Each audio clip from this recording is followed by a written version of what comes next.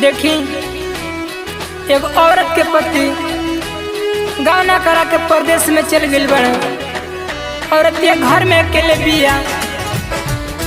औरतिया अपने सखी से कहतिया का कहीं है सखी, जब से वहाँ पे चल गए नी तब से अजीब अजीब के सपना देखत नहीं। का कहीं सखी इतना दर्द बा। औरतिया कहतिया, सुनी लो कैसे कहतिया औरतिया। पिया परदेस गइले छोड़ी के घरवा, पिया परदेस गइले छोड़ी के घरवा, चमके बिजुरिया सखी लागे डरवा, चमके बिजुरिया सखी लागे डरवा। देखिल रहिया हरदम जाके बहरवा, देखिल रहिया हरदम जाके बहरवा, चमके बिजुरिया सखी लागे डरवा, चमके बिजुरिया सखी लागे डरवा।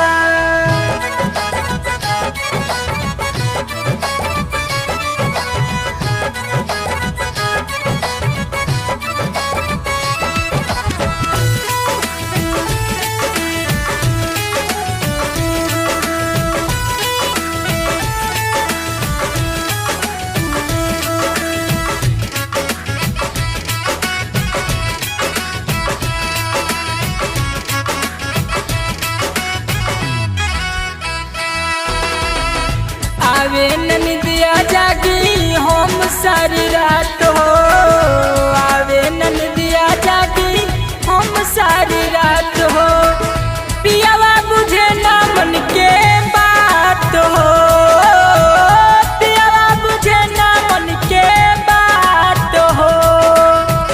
रतिया के सजिया पट पट बुझाला, रतिया के सजिया पट बुझाला, हरेला हमारो जियारवा, हरेला हमारो जियारवा।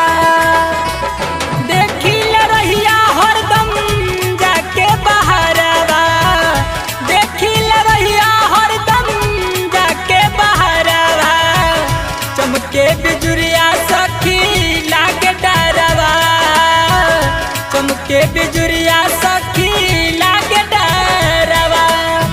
पिया परदेस गइले छोड़ी के घरवा, पिया परदेस गइले छोड़ी के घरवा, चमके बिजुरिया सखी लागे डरवा, चमके बिजुरिया सखी लागे डरवा।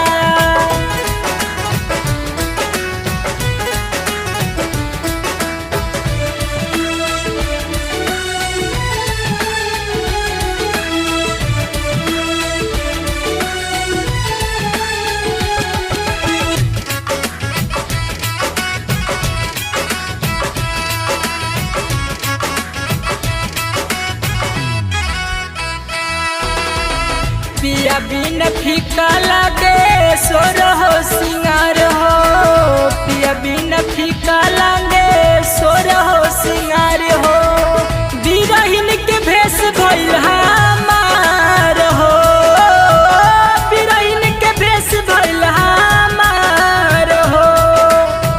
पिया पंकज हमार बयतार सवल, पिया पंकज हमार बयतार सवल, आवे न परदीप देवारवा, आवे न परदीप देवारवा। देखिल रहिया हरदम जाके बहरवा, देखिल रहिया हरदम जाके बहरवा, चमके बिजुरिया सखी लागे डरवा, चमके बिजुरिया सखी लागे डरवा। पिया परदेस गइले छोड़ी के घरवा, पिया परदेस गइले छोड़ी के घरवा, चमके बिजुरिया सखी लागे डरवा, चमके बिजुरिया सखी लागे बघौच घाट।